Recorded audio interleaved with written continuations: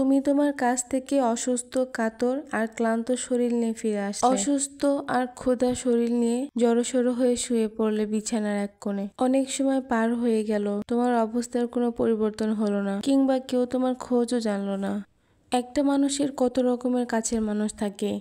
এই ধরেন ভাই বোন, মা বাবা, চাচা মামা, খালা খালো, best friend, just friend, girlfriend, boyfriend, colleague, বড় ভাই, ছোট ভাই, বড় বোন, সহপাঠী, হাবিজাবি, ভক্কর চক্কর, আরও কত কিছু 420।